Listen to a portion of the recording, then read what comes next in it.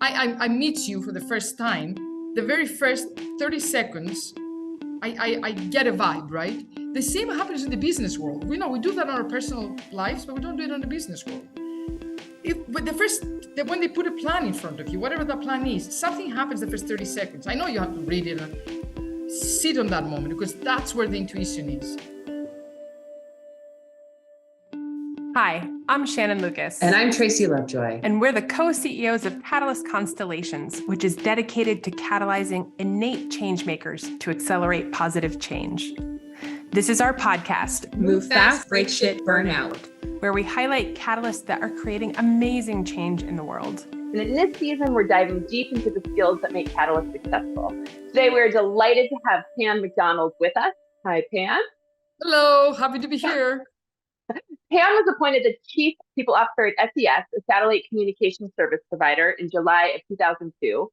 But long before that, she has 25 years of senior corporate experience in both human resources and strategy roles, with particular expertise in leading transformational projects in companies such as Qualcomm, Global Blue, Sun Microsystems, Hewitt, Motorola, GE, Coca-Cola, Burberry, and spanning 4 continents. She has lots of different degrees. I got to hear even a few more than I have listed. A finance and economics degree from Athens University of Economics and an MBA from York University, plus more. And as a lifelong learner, she's also studied things like she's a certified neuro coach. She has a negotiation certification from Harvard University. She has studied industrial psychology at Berkeley. It goes on and on. Even better, she's got all of these awards that make me a little bit green with envy. This is amazing. The youngest mover and shaker in IT industry in 2001. The best European CHRO awarded in 2013. Like, that's insane. The best CHRO. The most innovative HR transformation in the UK market in 2015. The top team leader award in Switzerland in 2018. And the 30 most influential female leaders by Fortune magazine. She's an active supporter and member of over half a dozen global initiatives. Not at all surprising that she's continuing to spread out. And I had to pull this out of your LinkedIn bio, Pam. It says, a highly energetic, out-of-the-box thinker. Yes. Hyper Catalyst. Welcome to the show. Thank you for being with us today. Thank you so much, Tracy. And I don't know if I should be feeling shy and blushing, or if I should be feeling old, because now I'm thinking, oh my God, I have things from 2001 and we're in 2023, but there you go. But you were 2 when that happened, right? You were so young. Exactly. There you go. Yeah. We'd love to kick off by hearing, how do you relate to the concept of catalyst? I mean, I'm looking on myself and I'm thinking, what am I, right? I'm driven to talent. What do I challenge? I challenge the norms. I'm always thinking what could be when it's not there. Even when I'm not asked, I feel like I have to change and challenge. I find it's on my DNA to make things better. And what's interesting is that it's, always people say, oh, are you comfortable with change? I'm past that. I'm like itching to go and make the change, create chaos, as I say, like in a good way, right? So that's how I identify myself. And a lot of what I just say that identifies myself is in my head, what's catalyst. So that's how I relate to what I think of a catalyst to be. I don't think we've ever heard that. I love that dichotomy of comfort with change versus so past that, just like excited to go make the change. I think that's a great descriptor of the hyper catalyst for us, Jan. And I can't help it, right? That's the other thing. I can't help it. Even if I try, I can't. It's just like, that's why I say it's on my DNA. It's just naturally go there. Yep. Were you going to share something, Jan? Nope. I agree. Totally. You're like, I feel it. I live there.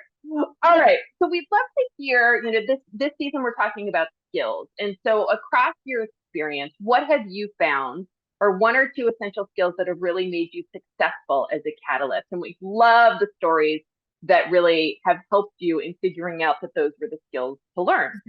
I mean, and you said, I think, introduction, the right side, the heart, and I have a very much of a rational side. So for the longest time, the skill that I think is the most important, I kind of secretly inside me fought it. And that is sixth sense, I call it. It's, I guess, another way of describing it is intuition. It's that the gut thing that it's not described. It is when you're sensing and you're feeling things that nobody else does or very few people do, right? And I fought that for the longest time, but I think that's one really, really important skill. The other one is, and a friend of mine many years ago called me that out, and it almost was an aha moment. He calls me the force of nature.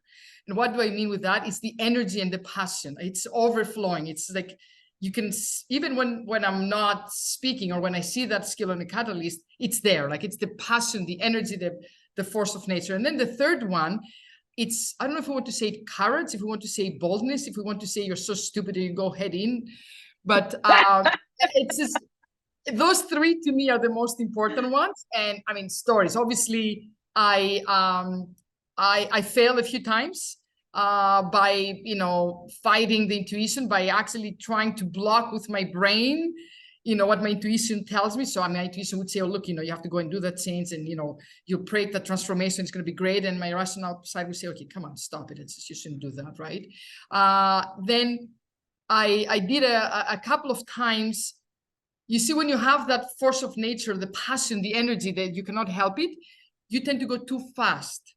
You tend to go too fast, sharing things too fast. And what do I mean? Sharing things even before they're formed inside my own head. So I kind of have it. I'm so excited. I have to say it. I have to spit it out. And, that's too soon. And then I spit it out and off I am, and I'm running with all my energy. People are left behind actually feeling either stupid because I'm not getting what she's getting, and clearly she's getting, and what's wrong with me, or upset, not wanting to do it. And it ends up on a burnout, because there I am. And literally, I have that image of ancient mythology of Prometheus just with chains trying to get the stone up the mountain, where I see it. I'm so excited. It's there. And I'm half saying it to you, and I'm running towards there, and everybody else is like, okay, I'm dragging everybody along, and it's not happening, right? I spent quite a few years trying to do that, until I tried to change a lot of those things in myself, and that wasn't working.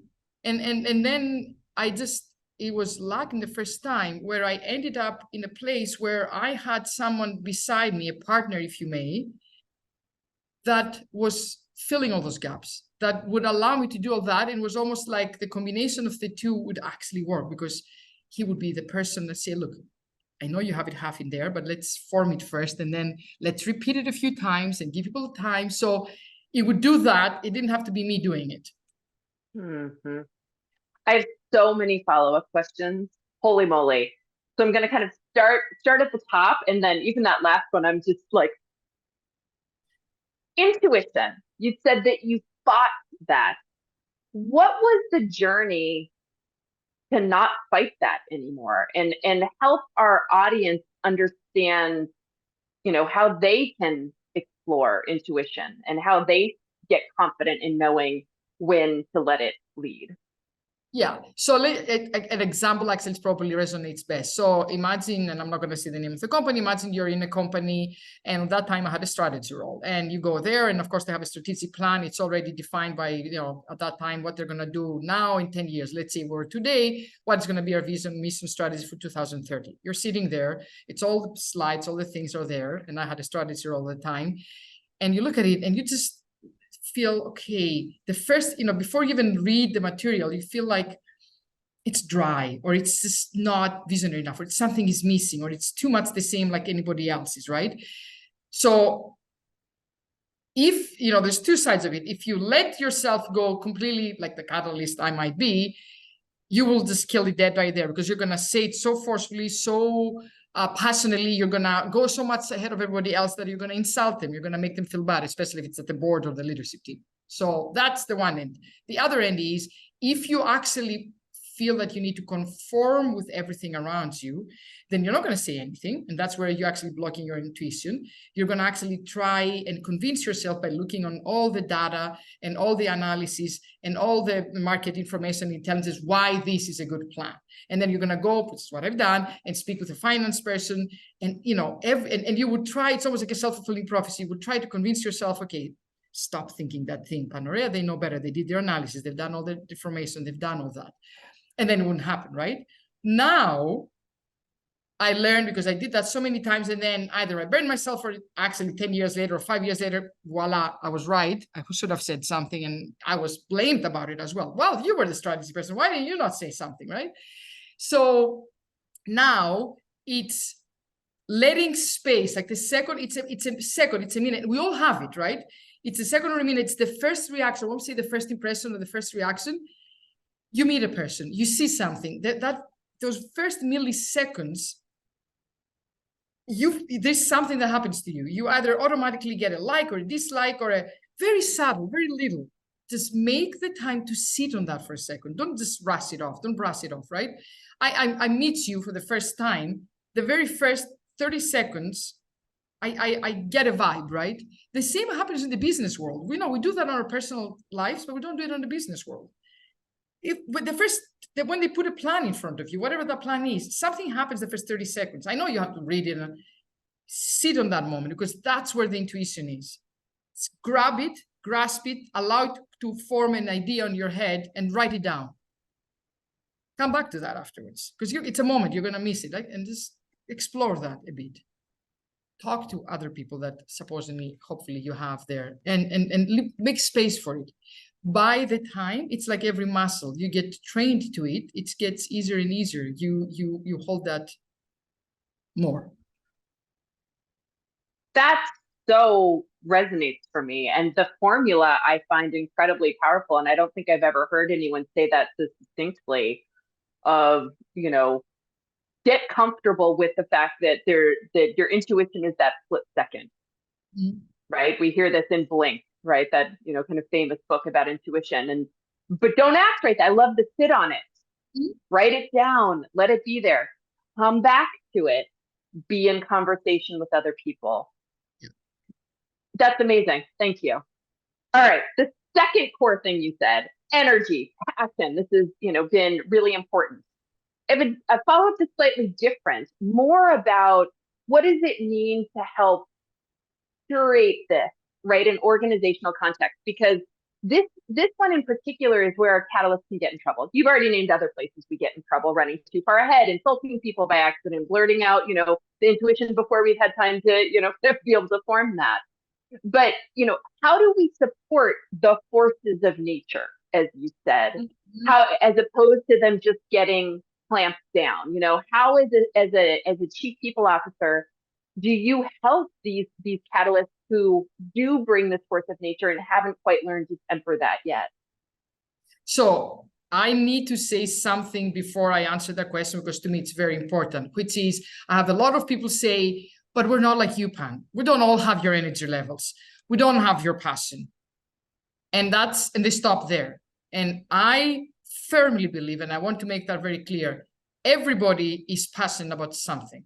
Is that sometimes we actually block ourselves. And I recently was on an offsite with my team, and I said, I want you to put your name in the middle and put 5 boxes around what you're passionate about. Not work, what you're passionate about. And then take those 5 things and bring them to everything you do at work. Because I know you can, and you can be passionate about travel. Well, how does that relate with payroll? I don't know, figure it out. Somehow I want your passion to get into what you're doing if you're a payroll person. So I like, books. Every time I present, I have a quote from a favorite book. That's how I bring my passion in what I do. So just leave it out there, because I don't want people to think, oh, they're the catalyst with passion and everybody else outside. Everybody has passion, right? So that's important for me. Then if we go, yes, of course, there is a different level, because that's a skill that I at least identify on all the catalysts.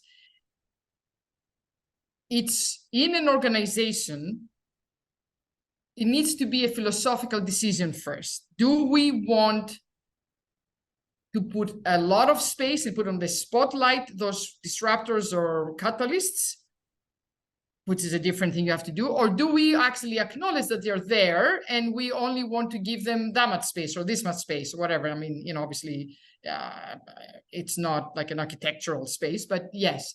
So first thing, I always seek to find them. And, by training, it's easier to find those people now. The sparkle on the eye on the meeting, the thing you can see, like after 6 months in the company, you can pretty much tell. And something, they when you figure a few of them, they know the other ones, because they kind of, you kind of identify the likes. Then the first thing I do, I'm having a discussion with them saying, it's okay. Because most of those people think they're not okay. They think something's wrong with them. Very often. It's okay. It's okay. And we're going to do things, and we're going to do things to this degree or to that degree. If it's a company that it's, living and breathing that for a different reason, or the space, what they're doing, or the time, then go out. If they're not, then we actually make a plan. How much can you do? How much you cannot do? Because you might be a force of nature, but like we do with forces in nature, you have to control it sometimes, right? You cannot just let it go free, right? And it's not about stopping people. It's about realizing you have that, you are in that group, if you may, although I hate, putting people in boxes. It's okay, but then you need to do different things depending on where you are and what you're doing. So let's face it, if you're going to present in a board meeting, maybe you shouldn't be that much of a force of nature. Just tone it down a little bit, say it in a different way, but never feel guilty about it. I have so many people that feel guilty about it. Oh, something's wrong with me. Oh, I don't fit in this organization. Oh, I'm miserable because it's a gift. And the last one, I tell them, be prepared to be uncomfortable and misunderstood for a long time. It's okay. You're going to be misunderstood for a long time. It's okay. Again, so many questions. I'm going to ask two. You mentioned you find them. And so as an HR executive, I wonder why. What is the benefit organizationally that you think there is in identifying these people? So that goes back to the beginning of our discussion, where I said I go to organizations and I find my role being the role of what could it be. So this organization, any organization, is like this today, and I actually see ahead and saying, oh my God, if we do this and that, it could be that. It's always a transformation. It could always be something bigger and better. And that's why I need to find those people, because I cannot do it on my own. I can be a force of nature, I can do whatever, I can be the head of HR, I can be the head of the strategy, I can even bloody be the CEO. I cannot do it on my own, right? So I need those people. So I find them in different places, to check with, well, I see that over there, which I don't know, I see it, but do you see it as well? I mean, so it's like always a checkpoint, especially if you're in a new organization.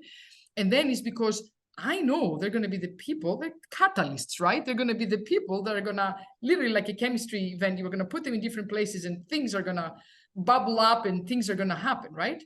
And then I connect them. I make a society of them, because that makes them not feel guilty. That makes them not feel on their own. That makes them not feel bad. And okay, now in older age and more senior roles, they have a C-suite person supporting them on that and leading it. So that's, let's face it, I mean, that plays a role as well. Yes. So yeah, I think you know that you're speaking so deeply to what Shannon and I feel called to do in the world. So thank you for helping put language to this so beautifully. My related follow-up is, what is your advice to fellow HR executives? My advice to fellow HR executives is, so some of them might be themselves catalysts. If they are catalysts, they should not control themselves and say, well, I cannot be, like, I'm in a C-suite role now and everybody else is like rational and doing like that, so stop myself. They should not do that. Now, if they're not, which is fine, right? Because not everybody's a catalyst. And by the way, I don't want people to think that the best companies are the companies that are flooding with catalysts. That's not going to work either. That's a disaster. You cannot have a company of 5,000 employees and all of them being catalysts, even if that was possible, right?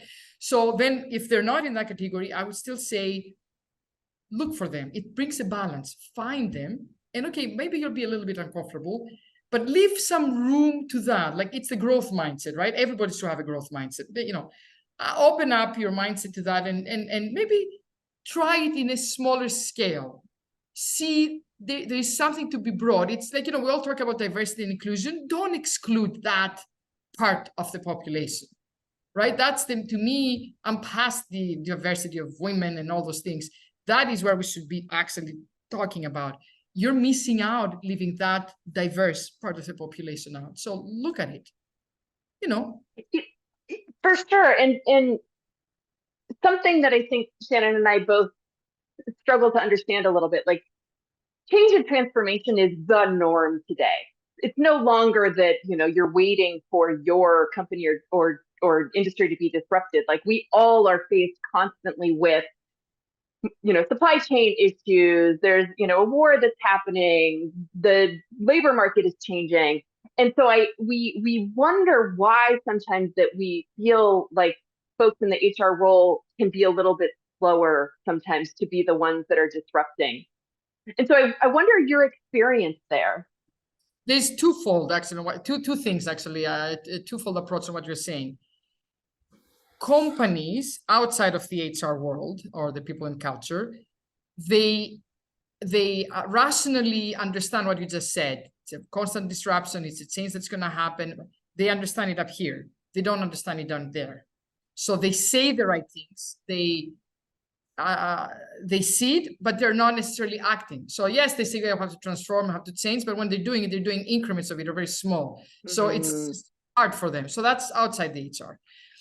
And it's unfortunately, it's a generational thing as well, right? Because they're, usually the people that are on the higher roles are older. So that comes with some of the things that were the norm decades ago, right? So that's the one thing. Then the HR people, that goes outside the conversation we're having here about the catalyst.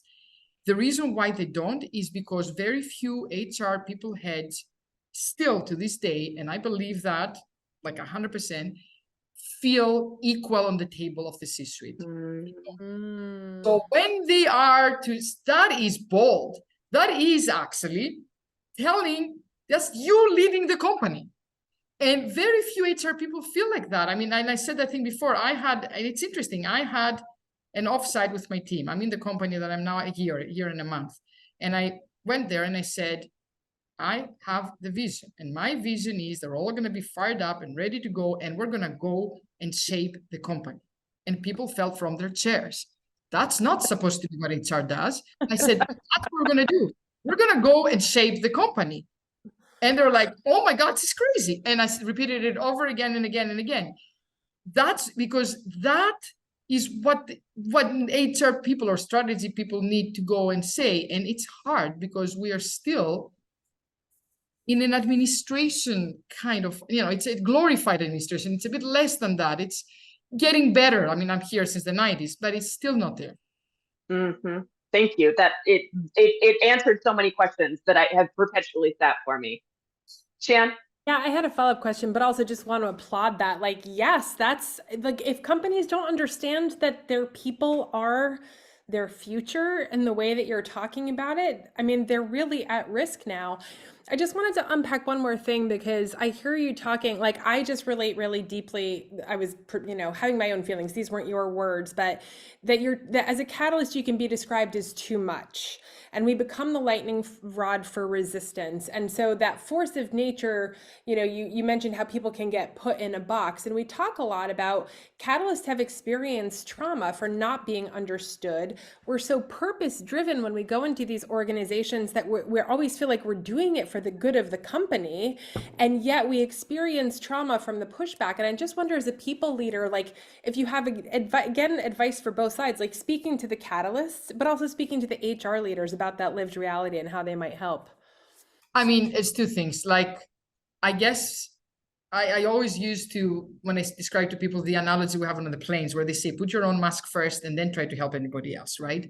So when you go in an organization, and that's, wisdom coming with age and experience and actually hitting the wall very many times, what happens to catalysts is they deflate from energy eventually. If you have that much, what you describe happening, it's there, but it's just deflate. So everybody needs to do that is a catalyst, whatever it needs to do to balance his energy, to make sure that he doesn't get to that deflating moment. It can be different for different people. So I always find other catalysts so I can be speaking with, and we ignite from each other, right? We get the energy, we feed from each other. So we can balance out, the battles and all that. So that's the first thing, is take care of yourself. Different people have different ways. Make sure you're in a community, in a society, doing something that your energy doesn't run out. Because, it will be, a lot of people drowning out of it or fighting it, to your point, right? So that's the one thing. The next thing is, it's fear most often that it's blocking people that are even, people that are not catalysts. It's the fear, right?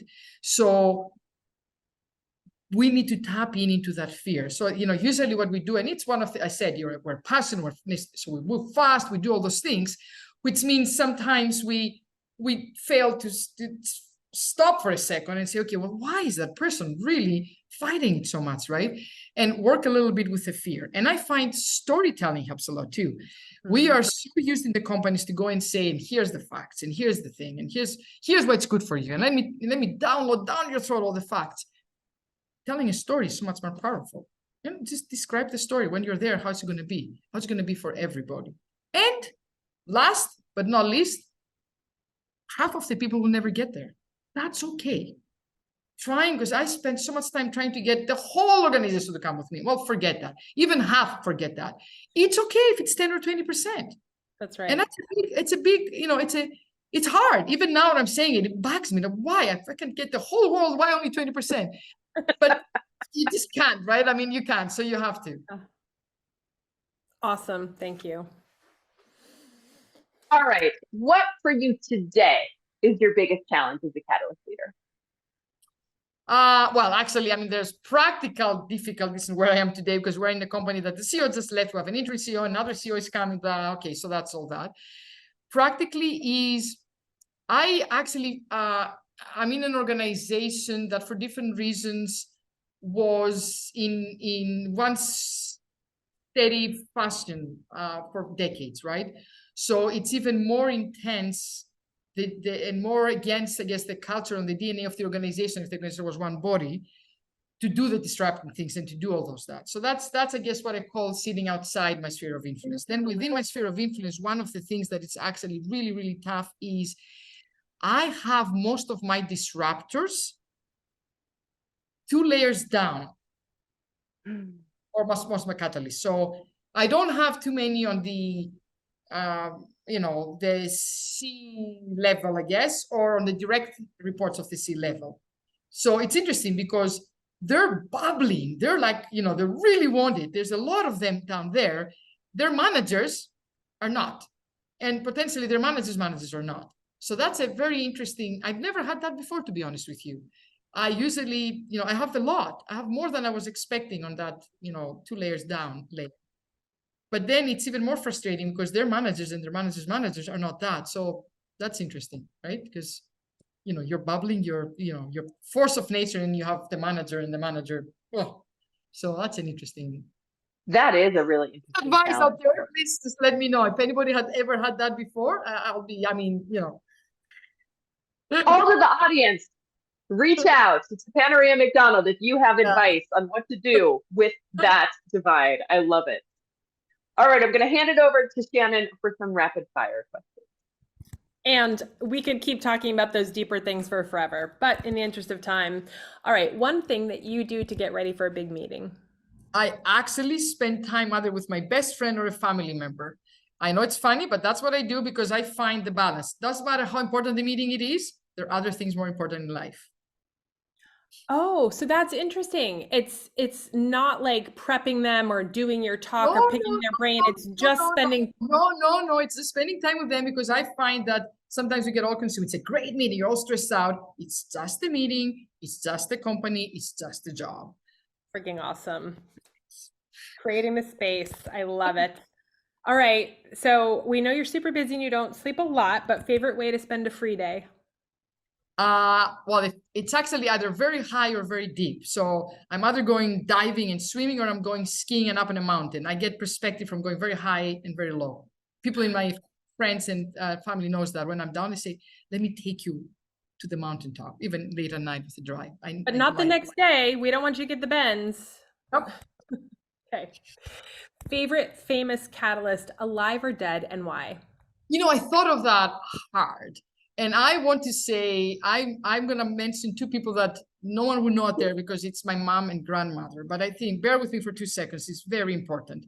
My grandmother, she would have been more than 100 years if she was alive today. She actually was the first woman, she was illiterate. She was the first woman that fought for very many years the legal system because she was of the opinion that if she has her own money, she should be entitled to own the house she will buy, which at the time where she was living had to go automatically to the husband. So she managed that, illiterate, for 16 years. The first it's on the legal books, she did it. So speaking about a catalyst, right? And then the second catalyst, my mom was the first taxi driver in the country as a female, and actually regularly went for the night shift, which means 7 in the evening till 3, 4 in the morning. I won't say anything else about that because you can imagine. And then she went off and actually formed the first women association in the country as well. So I find, why I'm saying that, one voice, one person can change the family, because obviously that's residing on me, can change the community, can change the country, can change the world. One person. It doesn't have to be, everybody in their space. That is so beautiful. And I love that you have this matrilineal tradition of being a catalyst. That's amazing. Thank you. Fairness, my dad was always supportive of my mom. And I have to say that. I'm not writing them off. I know he was right there. No, in a society where it was very many times looked upon, but he was there. He was supporting it full-heartedly. So yeah. It's super important. And thank you for calling that out, because we have to acknowledge our supporters and the bridgers and the people that help us get the energy. So 100%, 1,000%. Yeah. My mom would have not been able to do any of that without my dad. 100%. Making me teary. All right. Do you have a call to action for our listeners? Yes. My call is make room for the catalysts if you have them. Find them and make them room. And do not try to make everybody a catalyst. It's great to have the people that are not catalysts. I know we spoke the last 20 minutes about catalysts, and it's all about it, and you have to make room for them. But don't forget everybody else. You need everybody else. But make room for the catalyst. Please make room for the catalyst. Yeah, thank you. We need your dad too. We need everyone on the journey, right? Yes, exactly. That's what I'm saying. We need all of that. And just and be comfortable with it, right? As I said, it's not a disease. Nothing's wrong with us, and nothing is wrong with anybody else. Let's put it that way. That's right. Yeah, I love the whole conversation. Pan, I'm so glad I finally got to connect with you and talk. I've been so excited about this conversation. I have to say it exceeded expectations even, which wasn't easy because I had high ones coming in. So thank you so much. Thank you as well. Thank you both. Thank you very much. And to our listeners, thank you so much for listening. If you'd like to learn more about how to accelerate positive change, go to our website at catalystconstellations.com. And be sure to check out our book, Move Fast, Break Shit, Burn Out. And if you have other catalysts in your life, hit the share button and send a link their way.